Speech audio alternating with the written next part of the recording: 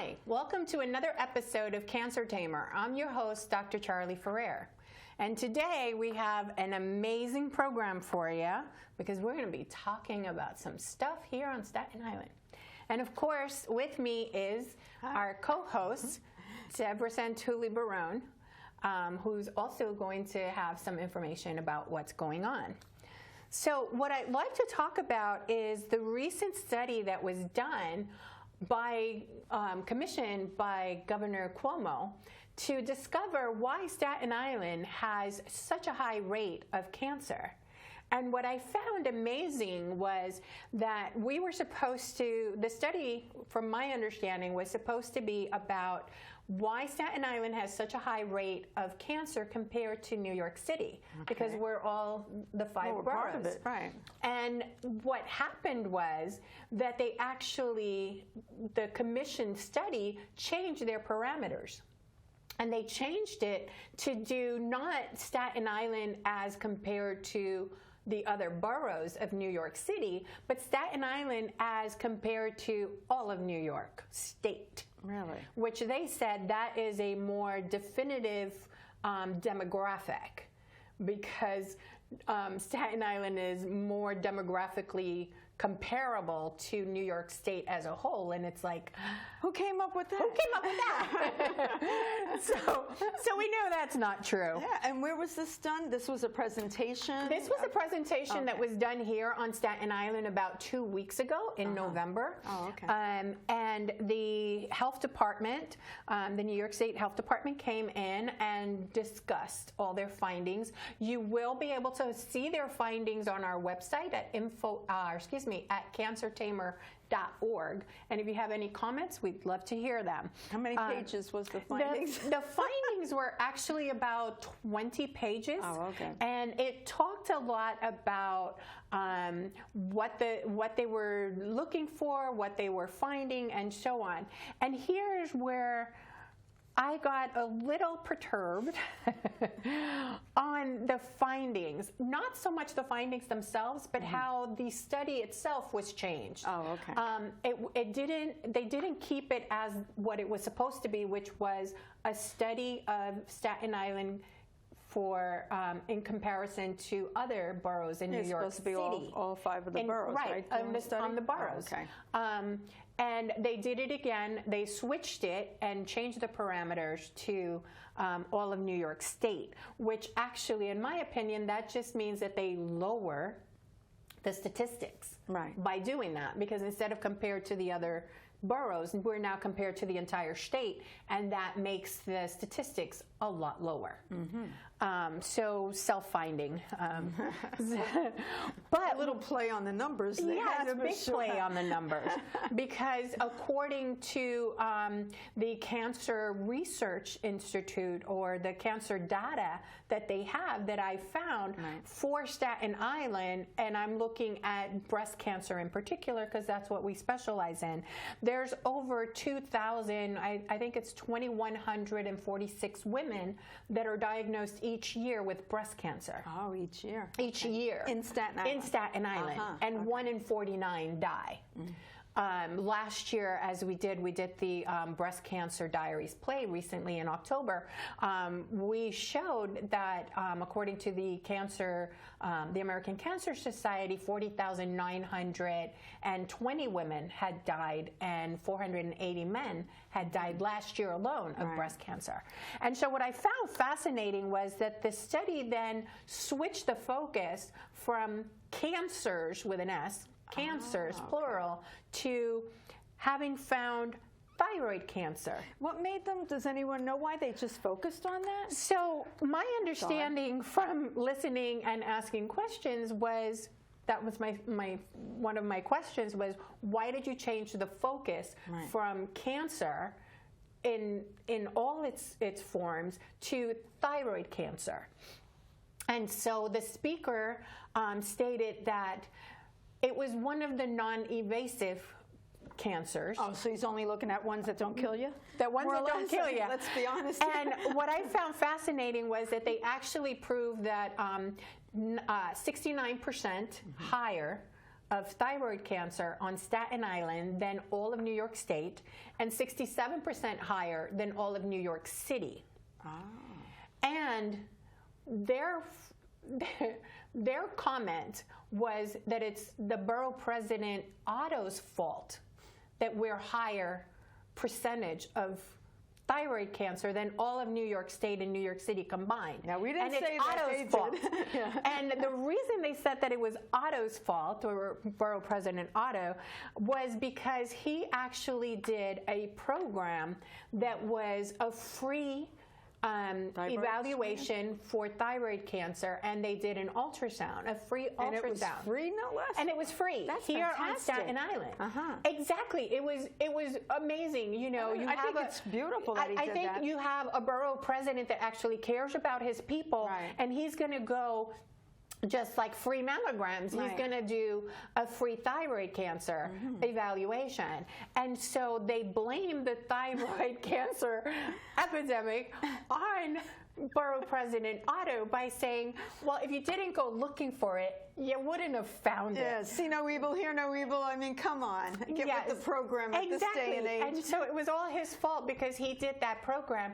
And they noted the fact, which I thought was hysterical, that they noted the fact that the only reason we knew was because he did that program, and no other state in the U.S. Right. is doing a program like that. How about the boroughs? Do you know? None of the boroughs had it. So only our Just borough is our doing borough. that? I think that's pretty damn good. That's pretty amazing. Again, here you have a borough president that actually reveres his people and is looking at what is affecting us. So when I asked, well, why did you focus on thyroid cancer instead of something like breast cancer, something that's actually killing Staten Islanders, or lung cancer, or you know, the big ones here on Staten Island are now thyroid, but the ones that are killing you are breast cancer, stomach cancer, and lung cancer, you know. And so what his comment was, I want to hear this. and I loved his comment, but he said, well, we don't want to scare people. So if we don't look for it, we won't find it. And thyroid cancer is considered one of those cancers that you're not going to die from. So why talk about it? So why talk about it? And that was actually his comment. Why should we upset the masses when there's nothing really that you can do other than get your thyroid taken out and then have to live on Synthroid or some kind of medication for the rest of your life? Because it's really not going to hurt you. And so if it's not asymptomatic, if it's not bothering you, then why look for it? Right. And it's, do you know the way to look for thyroid cancer? It's lethargic, depressed, you know, weight gain or weight loss, you know. So you, who's not tired and who's not gaining weight and who's not having fatigue? I mean, these are symptoms. So, you know, so his comment was, well, if you don't have a symptom, why go looking for it? And then the other comment was, well, typically you don't find thyroid cancer in most people until you do the autopsy. Gotta be dead for the autopsy, okay? Oh boy! But you typically don't find it until you do an autopsy, and then you see that the thyroid cancer was there. But all this time, it's affecting you in other ways. Right. That's you know. true. So I found that irreprehensible for them to say such a thing. And I thought that it was kind of comical when I said, oh, well, you mean this is like the military. Don't ask, don't tell. Don't look, don't find. Right. You know, and so, of course, they did the backpedaling immediately. Was there someone to do that, specializing just in that, to backpedal? And I think there was. There was an individual there, and I don't know if I should say his name, but he was there. He was one of the like on the panel the there speakers, or their, what I call the little shark. So he's supposed to make sure that if you have any objections, that he mitigates those objections and throws information elsewhere, so that you'll stop talking about, hey, how stupid is it for you to blame the borough president about finding thyroid cancer? You know, and so one of the comments that he had made, and one woman spoke up, and she spoke about the fact that, you know, she had metastatic breast cancer, and she was worried about the fact that now they are planning to finish capping off the Great Kills landfill, and they haven't decided how they're going to do it, whether they're going to put it with a plastic cap and then put the soil on top, or they're going to cover it up and then put whatever on top. And make believe it was never there. And make believe it was never there. But the bad thing is that they're going to make it into a park. That's scary. And so, you know, so now we're supposed to be happy because we have a new park. But the whole premise behind that was when the woman objected, and here's where James jumped into her objections, and James is one of the health department's hound dog, I call him, and she said, well, how is that going to affect my children and my grandchildren? You know, because you're just capping it, but you're not doing anything to mitigate the toxicity of it. Right. And his comment, which I thought, well, you tell me what you think.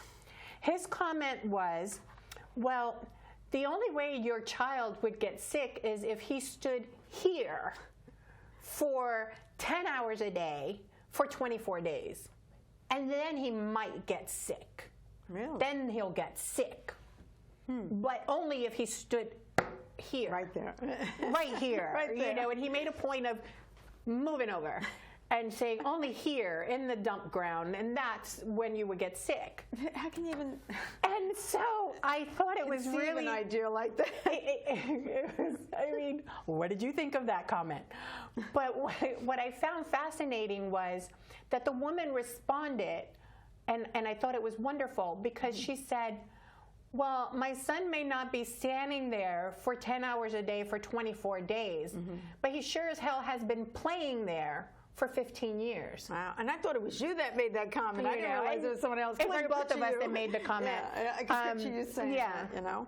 But that makes a lot of sense, because when the dump was open years ago, they said, oh, there's no toxicity. And yet, when they closed it, certain sections, they closed it off, and they have these tanks that are sucking in the methane that has been emitted, and now they sell those methane tanks. So don't tell me the methane wasn't there before.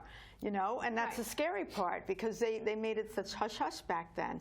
Right. Yeah. And so what gets me is the fact that you end up having this thing of, you have the little hound dog there, so it's like, woof, woof, let me throw you into this direction so that you don't look at these findings. Yeah. Or let me refocus you so that you don't realize that we've duped you. Or let me refocus you, or tell you how, you know, insane you are for thinking that you might get sick, but you didn't stand there for 10 hours. Right, I you know, see. But I've played there for 15, so what the hell? Yeah. You know, and the other piece too was the fact that a lot of our younger generation is leaving the island. Right. Because of the fact that they do realize that this is so toxic. One of the other pieces that I found that was fascinating to me, and you tell me what you think, was the fact that their whole treatment option, and they're actually going to, and I'm like, they're going to hire somebody to come and talk to you about how to treat your how to treat your cancer, how to be able to live with cancer better. Really? And this was their backbone. Well, if you eat better, exercise, and don't smoke, you will be much better, and your health will improve. Wow, that's really scientific, isn't that? I mean, you know, they went to medical school for that. Yes, and they're going to pay billions of dollars for somebody to come in and teach you We could do that for free. We could do that. By all means, please hire Cancer Tamer, That's right. the foundation, and give us millions of dollars so that we can go all over Staten Island and say, hey, if you exercise and you eat better and you don't smoke, you'll be healthier. But don't play in that corner over there for more than, you know, an hour. You know, and not for a prolonged time of years. Exactly. You know, just play on the other corner. That is crazy. And that was what I found was, you know, I have to say, how stupid do you think Staten Islanders are? Well, that's what it seems like, that they think we're a bunch of idiots, that we don't get this. Maybe it's we've been inhaling the fumes and it made us from here, and so we don't have a brain to think about how stupid these findings are. And I know this is going to kick me in the butt. I know she's okay. She can handle it. I know somebody's going to get upset, and and so on. And when we go to try our new funding, we won't get it because of these comments. But it really is, demoralizing and inappropriate for you to think that Staten Islanders are so foolish that they won't see beneath the stupidity or beneath the facade. Right. And how dare you blame a borough president for trying to look out for his constituents and blame him for finding the cancer and making an epidemic out of it, because it wasn't his fault. He's letting the people know. Right. And which I think is good, because otherwise doctors are telling you, oh, you're tired, you're depressed. Oh, you don't feel good, you're depressed. It's always about that, instead of finding the real findings out on something like that. Or, it's because you're overweight, and that's your problem. And it's like, let's look a little bit further. Right. Let's look at the toxicity of this island. And that's the piece and how that it affects I was surprised that they didn't even touch on. They didn't even touch on it? They didn't touch on it at all. Oh. Their whole thing was exercise, eat better, don't smoke. And that will cure you. And so, and yes, I did record the Oh, stuff. you did? I did record it, so we'll have it nice. available. But it was an open discussion for everyone on Staten Island. I was kind of sad that not many people were able to make it. Well, I think that's another thing. And so how many people have known? Like, if you don't pick up a newspaper or you don't get that app on your app on the phone that says there's going to be a meeting, they didn't really promote it. Was it on Not New at York all. One? I don't think it was. No. Maybe afterwards, but not prior to it. Right. It should have been all over. And so it is that piece of they do their due diligence by saying, hey, we're going to have this meeting. But if only 5 people show up, then only 5 people show up. Right. And they don't get the information, or it's not disseminated across the place, and they can say whatever they want. Right. And there's no one to defend us. And there's nobody there to talk. What I found interesting was also, and this is one comment that I always hate when they come up with it, it's their little bulldog, James, turned around and when I first walked in, I said, oh, I have questions. You're not going to like my questions. And he's like, oh, well, just tell me now. Ooh, tell really? me now, and we can discuss them. And I said, well, I'll tell you one of them, and one of them was the fact that, this island is very toxic. We have 14 refineries around us. We have a dump that's been toxic forever. We have had uranium on this island. Yeah, which I never individuals don't even know about it. Tell them about that. I want to know. And there are the uranium on this island was here World War II. 1940s. During the Manhattan Project. And so they had it here for a while. The developer brought it in and was hiding it here on Staten Island, and then he moved it off island. But there are still places on this island that are radioactive, or they have a lot of toxicity. But the way that they've worked at cleaning that up is to put a fence. So we'll put a fence on it. We won't let anybody build on it. And the radiation and the toxicity knows to stay on their side of the fence. It's kind of like Donald Trump. We build the wall, they know not to come over. It's like we put a fence and the bad toxins know not to jump over. Do you know any of the locations? Some of the locations are in Port Richmond, Richmond Terrace. Okay. Where they used to have the old not steamboats, but the boating places over there. And again, they're not being sold or used, but it's still there. The other piece too is the fact that we have all this toxicity on the island, and so what I would have wanted to have seen from the commissioned report was, how are we going to clean up the island? Right. How are we going to make it better? Yeah, no one talks about that. Nobody talks about that. The other piece too that people need to realize is, we did a show in October, September about the 9/11 survivors and the Survivor Fund, and how individuals in New York City, from Canal down to the Battery Park, and those affected by the debris, right. And how they were having funding for them and so on. And if anyone lived there or had symptoms or had cancer, they should apply for this fund. One of the things that I'm looking at is all the material that they were working in has been now by the EPA shown to be toxic. Right. And all of those individuals that were working or living in that area ended up getting hit from that toxicity and from the wind and the fumes and so on. Where did they bring all that toxic material? That's right.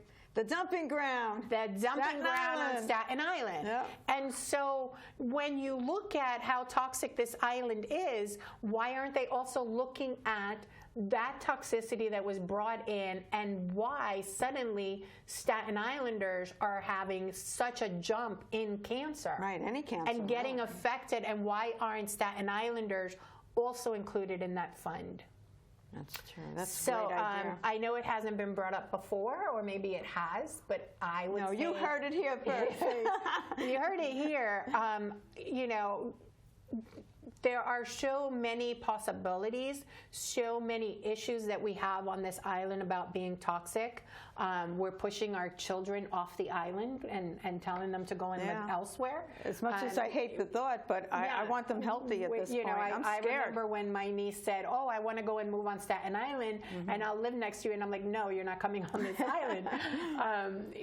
One with cancer is enough." Yeah. And that was one of the things where the bulldog, that I'm calling him, stated, well, the only reason that you have cancer and it runs in your family because your mom had it and your cousin had it or your sister had it or whatever. And I'm like, you know what? Here's the thing with running in the family and cancer running in the family that people kind of forget. So yeah, it runs in the family because I had it, my mother had it. But we all live in the same house, right. And we all eat the same things, and we all exposed to the same chemicals and the same toxins and the same. So in my opinion, if it runs in the family, then it would run in the family of my cousin in Connecticut, right. Or in Puerto Rico, or in Nebraska, got it as well.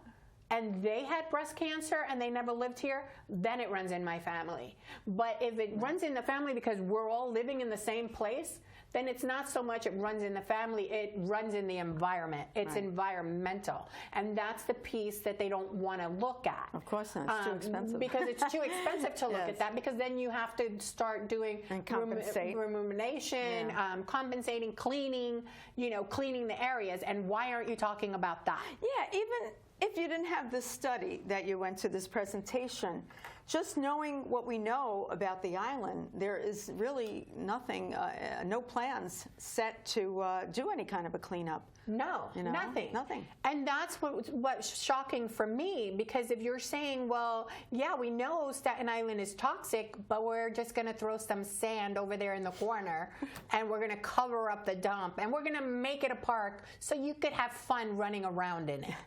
Talk about putting your head in the sand. Yeah, it's like, I'm going to come out with superpowers or what? Yeah, right.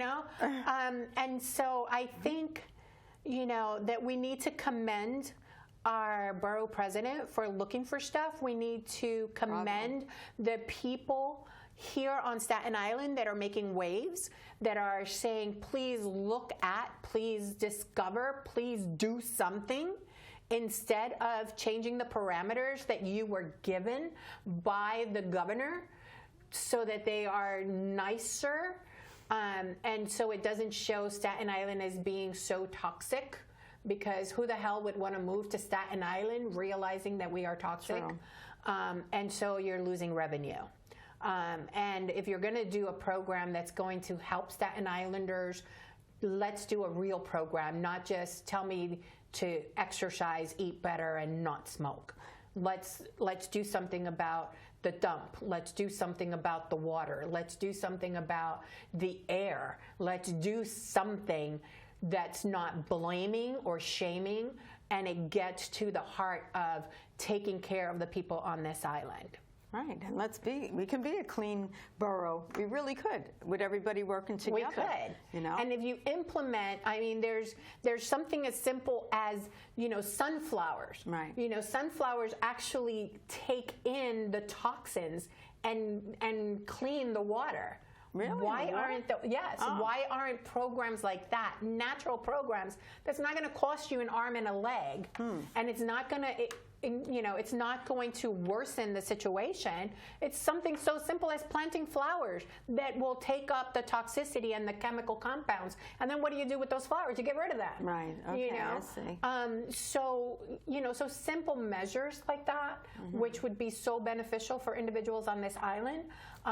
Talking to us as intelligent human beings, not telling us that only if your child stands in this corner here for 24 days for 10 hours. I mean, how ridiculous is that? That's and crazy. you're representing the health department with an idiocy like that. Yeah, and how much money they paid just to have that comment. Yeah, please pay me the money for comments like that. We'll tell you a lot more. I can make, foolish comments that way too, in my sleep.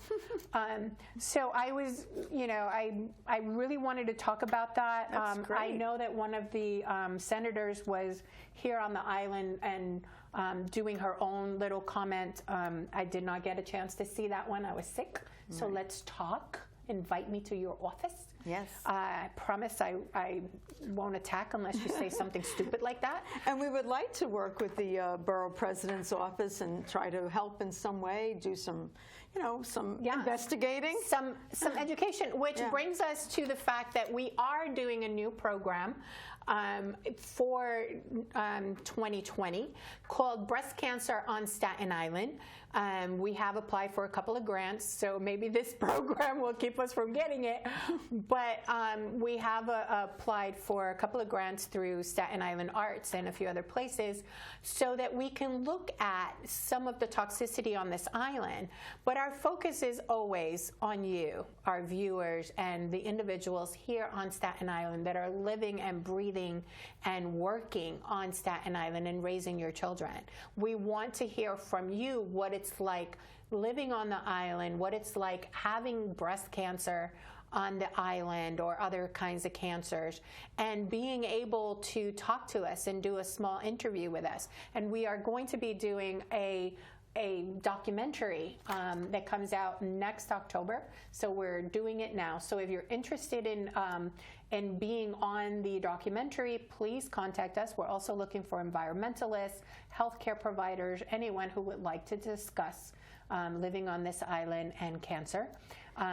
Email us at info@cancertamer.org, and of course go to the website to see our shows and to see the Messages of Hope, our first documentary that came out in October.